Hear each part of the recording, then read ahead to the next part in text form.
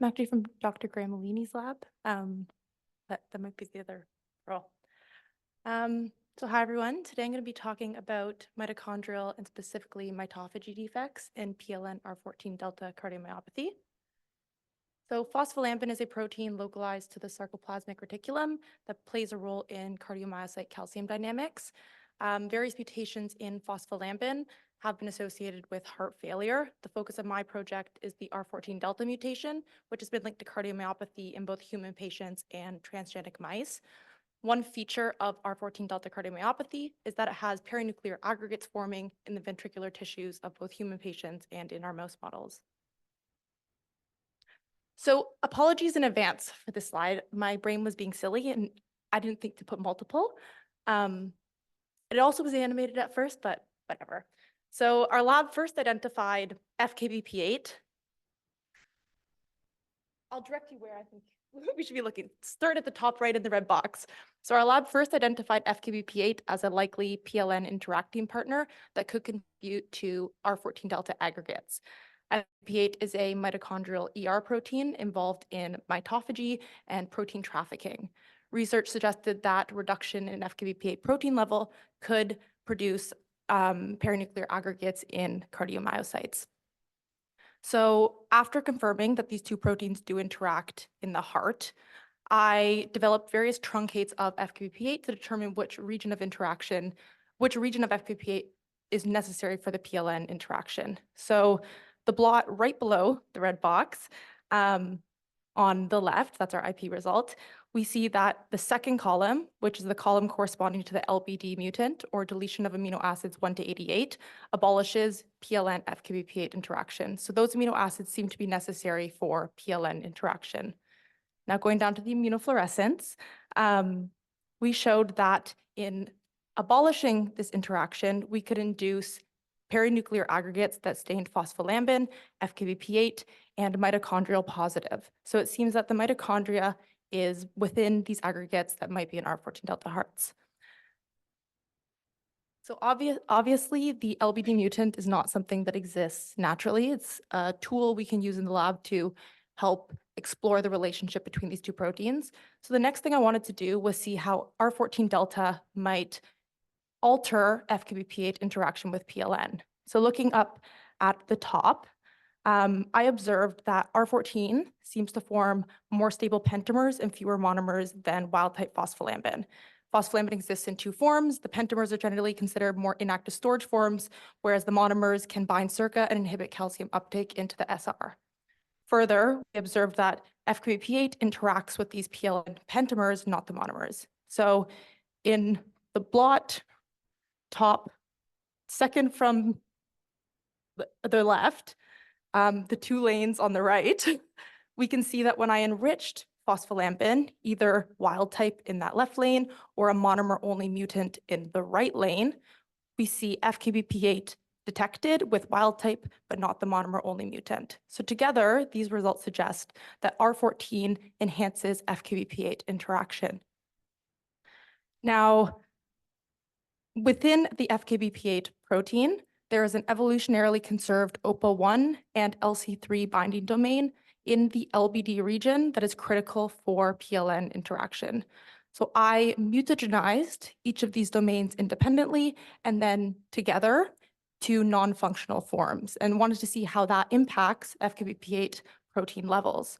So in the blot at the bottom, middle, we can see moving from left to right, when we enrich phospholambin, FKBP8 levels increase with the mutagenesis of the OPA1 and the LC3 binding domain, suggesting that there is a competitive interaction between phospholambin, OPA1, and LC3 for FKBP8.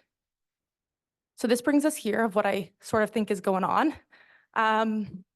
In our normal healthy state, OPA1 can bind FKBP8 on mitochondria and facilitate mitofusion. Similarly, LC3 can bind FKBP8 on damaged or diseased mitochondria and facilitate their clearance. However, in R14, enhanced interaction between PLN and FKBP8 impairs OPA1 and LC3 binding. So we're no longer getting proper mitofusion. We are seeing more fragmented mitochondria. And additionally, we can't clear these damaged and diseased mitochondria from cells. This is why I believe that the aggregates we're seeing in our 14 delta are staining mitochondrial positive. So in terms of patient engagement, there's kind of two areas that we have going. One of our long-term collaborators, Dr. Lisa Cranius, is the U.S. coordinator for our Cure Plan. And additionally, we've set up a meeting with Peter Gilness, who is the chairman of the PLN Heart Foundation in the Netherlands, to try to set up a branch of their organization here in North America. Right now, R14 is mostly prevalent in the Netherlands, as it is a genetic condition that sort of stays in one area until it spreads around. So it's really hard for people in North America to get human tissues for anything, really. So we're hoping to get that set up soon. So thank you to all these lovely people, and thank you for listening.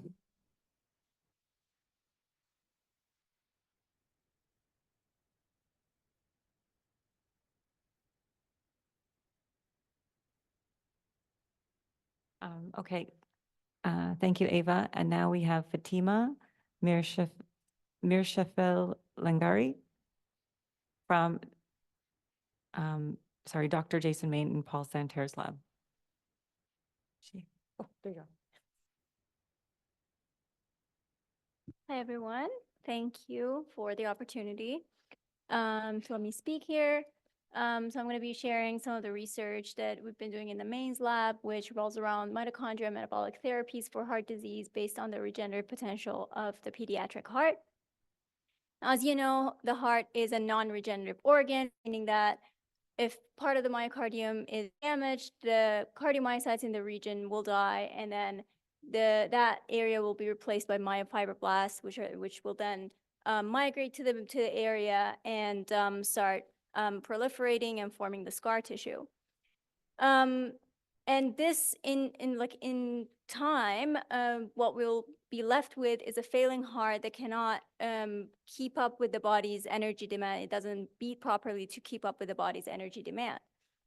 Now, aside from the cardiomyocytes in the core region of the infarct or the damaged region that died, there are cardiomyocytes in the periphery of the damaged region, or also known as the border zone or the peri-infarct region, which are still viable, but are under considerable levels of stress. And one of the hallmarks of these stressed cardiomyocytes is mitochondrial dysfunction or metabolic dysfunction, where we see the cells now switching to non-oxidative glycolysis, which actually produces a lot less ATP for the cell. And this is why a failing heart is generally referred to as an engine out of fuel. So really understanding and targeting these cardiomyocytes in the border zone and targeting the metabolic dysfunction in these cardiomyocytes will really give us the opportunity to shield these cells from further damage and even maybe improve the function in these cells. Now, okay, there are animations on the slides, which are currently not here. It's gonna be great. Okay. I guess I'm just gonna talk because I guess these slides are not gonna do it. So what we do in the mains lab is we collect pediatric cardiac progenitors, secretomes or paracrine factors from pediatric cardiac progenitor cells. And it's been shown previously that secretomes that are collected from stem cells in general, they've been shown to enhance cardiomyocyte survival, neovascularization, proliferation of cardiac progenitor cells, and so on. And in the context of metabolism in particular, what we have shown in our lab is that the secretomes that are collected from pediatric patients actually go to improve oxidative metabolism in iPSC-derived cardiomyocytes that have undergone ischemic stress. Now, to be able to use these secretomes as a therapeutic agent, we need to understand how they exert the effect that they do. So we looked at different factors that can affect the oxidative metabolism in the cells. including mitochondrial polarization, mitochondrial morphology. And previously, we've shown that both of those are improved in cells that are treated with these pediatric secretomes. So moving forward, what we wanted to do is specifically look at substrate utilization. Now, I warn you from now, the next slide is not going to be pretty, because, okay. I'm just going to tell you what it is. So basically, we want to look at there as one of the carbon sources that feed into the mitochondria. We wanted to look at pyruvate utilization, and pyruvate is actually, it's important also is specifically under ischemic stress conditions. So what we saw, and those are the graphs that are in the bottom, but so what we saw is that basically when the cells, when we look at utilization of pyruvate in the cells, the higher those bars are on the y-axis, the more reliant the cells are on pyruvate oxidation. And what we see is that the cells that are treated with the secretome have higher reliance on utilization of pyruvate. So then we wanted to know why that is. So we looked upstream of pyruvate, transport into the mitochondria, specifically at glucose levels, and downstream at pyruvate dehydrogenase activity, which is important for converting pyruvate into acetyl-CoA.